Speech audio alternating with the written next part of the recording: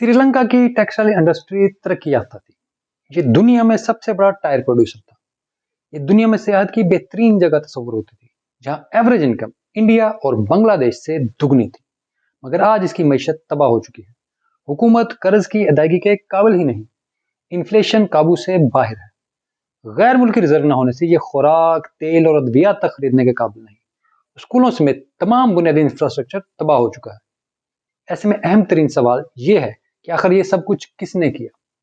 किसने श्रीलंका की मैशत को तबाह किया?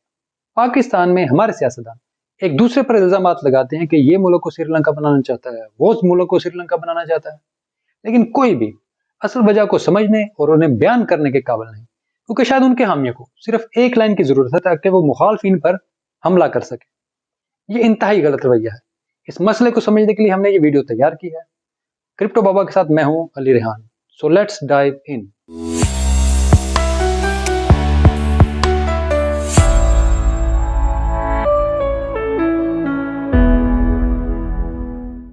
इस मामले में चार मुख्तलिफ किस्म के इल्जाम मौजूद हैं। पहला, हमेशा की तरह रूस, जिसके यूक्रेन पर हमले की वजह से दुनिया भर में एशिया की कीमतें आसमान पर पहुंच गई और गरीब ममालिक के लिए सरवाइव करना मुश्किल हो गया। तो पहले इस तोजी को देखते हैं कि इसमें क्या दमखम है। श्रीलंका मुसलसल ट्रेड डेफिसिट का शिकार मुल्क रहा है, क्योंकि वो टेक्सटाइल, सयाहत, चाय और रबड़ से जो भी कमाता वो तेल, गंदम और अद्वियात की खरीदारी पर खर्च कर देता। पैसे कम पड़ते तो उधार लेता। यूं ये सिलसिला जारी रहा। लेकिन रूसी जंग की वजह से प्राइसेस आउट ऑफ कंट्रोल हुई और श्रीलंका मारा गया। हकीकत में रूस मुसलसल श्रीलंका को कम कीमत पर तेल फराहम कर रहा था और अब भी कर रहा है। बाकी गरीब ममालिक भी श्रीलंका जैसे हालात के शिकार नहीं हुए और श्रीलंका में गंदम से ज्यादा चावल खाए जाते हैं। तो ये इस्तदलाल इंतहाई कमजोर है। हाँ, इसकी वजह से हालात की खराबी हो सकती है, लेकिन डिफॉल्ट नहीं। दूसरा रीजन है अमेरिका, जहां इन्फ्लेशन को काबू करने के लिए इंटरेस्ट रेट बढ़ रहे हैं और दुनिया भर में डॉलर की कीमत तेजी से बढ़ रही है। यहां तक कि यूरोप और इंडिया जैसे ममालिक की करेंसी भी इसका मुकाबला नहीं कर पा रही। 2001 में श्रीलंका ने अमेरिकी दबाव पर कैपिटल कंट्रोल में नरमी की, जिसके बाद मुल्क भर में तेजी से सरमायाकारी आई। यहाँ एक नया मसला लेकिन खड़ा हो गया कि यह सरमायाकारी रियल एस्टेट और शॉर्ट टर्म प्रोजेक्ट्स में थी, जिसका ट्रेड डेफिसिट पर मजीद मनफी असर पड़ा। लोगों को शॉर्ट टर्म में कमाई बढ़ती महसूस हुई, लेकिन असल में मुनाफा कमाकर बैरून मुल्क वापस भेजा जाता था। इसका सबसे बड़ा नुकसान तरक्की पजीर मुल्क को होता है, क्योंकि गैर मुल्की पैसा अपनी होस्ट कंट्री के हालात पर फैसला करता है। यानी अमेरिका में रियल एस्टेट में बूम होगा तो श्रीलंका में भी बूम होगा। अमेरिका में रिसेशन है तो श्रीलंका में बदतरीन रिसेशन होगी, क्योंकि पैसा फौरी तौर पर अपने बुनियादी बिजनेस की तरफ जाएगा ताकि उसे बचाए। मार्च में अमेरिका ने इंटरेस्ट रेट बढ़ाए।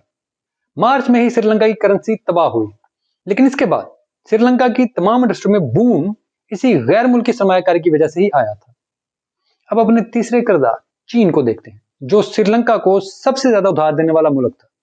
श्रीलंका ने पिछले कुछ अरसे से आलमी मालियाती उधारों से उधार लेना बंद कर दिया था और चीन गैर एलानिया तौर पर श्रीलंका को उधार फराहम कर रहा था। इसकी खुफिया डील्स की वजह से डेटा एक अरसे तक पब्लिक नहीं हुआ, लेकिन डिफॉल्ट के बाद जब श्रीलंका आईएमएफ के पास गया तो डॉक्यूमेंट के कुछ हिस्से सामने आए। इसमें देखा जा सकता है कि असल मसला इंफ्रास्ट्रक्चर इन्वेस्टमेंट्स के गैर हकीकी बयानिए में है। जैसे रोड से टोल टैक्स के जरिए आमदनी का गलत अंदाजा लगाया गया। यूं प्रोजेक्ट खड़े हो जाते हैं, लेकिन उनसे आमदनी इतनी नहीं होती जिससे कि कर्ज वापस हो। यूं कर्जा बढ़ता जाता है। इसकी मिसाल यूं है कि पोर्ट ऑफ हम्बनटोटा को कोई भी गैर मुल्की सरमायाकार फंड करने के लिए तैयार नहीं था, लेकिन राजापक्से के होम टाउन और सियासत के लिए यह अहम था। इसने चीनी हुकूमत और बैंकों से कर्जा लेकर पोर्ट ऑफ हम्बनटोटा बनाई, लेकिन नाकाम हुई। अगली हुकूमत कर्ज अदा करने के काबिल नहीं थी और चीन ने 99 साल के लिए इस पर यह पोर्ट ले ली। मगर अमेरिका की तरह चीन पर भी इल्जाम ज्यादा ताकतवर नहीं, क्योंकि चीनी सरमायाकारी से हजारों ऐसे मंसूबे बने जिनसे श्रीलंका को फायदा हुआ और हर बुरे वक्त में चीन ने श्रीलंका की मदद की। लेकिन अपने रियल एस्टेट क्राइसिस की वजह से चीन इस बार मदद के काबिल नहीं था, तो डिफॉल्ट हो गया। चौथा कल्प्रेट श्रीलंका की हुकूमत है, जिसकी नाअहली किसी से ढकी छुपी नहीं। माहौलियाती तब्दीलियों से बचने के लिए हुकूमत ने फर्टिलाइजर्स पर पाबंदी लगाई और अपने किसानों का कत्ल कर दिया। राजापक्से ने 2005 में श्रीलंका की क़यादत संभाली और फिर अपने रिश्तेदारों और दोस्तों को अहम जिम्मेदारियां देना शुरू कर दी। इसका मतलब है कि बेहतरीन लोगों को नहीं बल्कि वफादारों को काम दिया गया, नेपोटिज्म। इस दौर में श्रीलंका की मईशत तेजी से तरक्की कर गई और एक मिडिल इनकम मुल्क बनकर वो सामने आ गया। इन्होंने ही मुल्क में सिविल वार का खात्मा किया। इस वजह से दोबारा मुंतखब भी हुए, लेकिन करप्शन और नाअहली के इल्जाम की वजह से 2015 में हुकूमत से फारिग हो गए। फिर 2019 में एक बार फिर राजापक्से खानदान वापस इख्तियार में आया।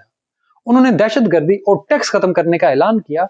फिर ग्रीन इकोनॉमी के नाम पर फर्टिलाइजर की इंपोर्ट भी कर दी, जिससे मुल्क के फॉरेन रिजर्व मजीद कम हुए। लेकिन ऐसी हुकूमतों की तादाद भी कम नहीं, दुनिया भर में मौरूसी सियासत और ऐसी करप्शन मौजूद है। तो फिर ऐसा क्या हुआ जिसकी वजह से ये सब कुछ हुआ और श्रीलंका डिफॉल्ट हुआ? एक ऐसा कल्प्रिट भी है जिसके बारे में लोग बहुत कम बात करते हैं। वो है श्रीलंका का 7वां सदर मिथ्रीपाला सिरिसेना, जो इंतहाई गैर सियासी शख्सियत थे और मुल्क को मौरूसी और करप्ट सियासत से पाक करने आए थे। लेकिन इख्तियार में आते ही अपने करीबी दोस्तों और साथियों को खुली छुट्टी दे दी। श्रीलंका की सरकारी टेलीकॉम कंपनी की तबाही शुरू हो गई, जो 2019 में मुकम्मल हुई। इन्हीं के दौर में गैर मुल्की सरमायाकार तेजी से नीचे गिरना शुरू हुई, क्योंकि सिरिसेना चीन के इंतहाई खिलाफ थे और अपने मुल्क में दोबारा यूरोपीय और अमेरिकन इन्वेस्टमेंट चाहते थे, जो कभी मुमकिन नहीं हुआ। अपने करीबी साथियों की मकामी सनतों को फायदा पहुंचाने के लिए चीन के जारी कई प्रोजेक्ट्स उन्होंने ही रोके।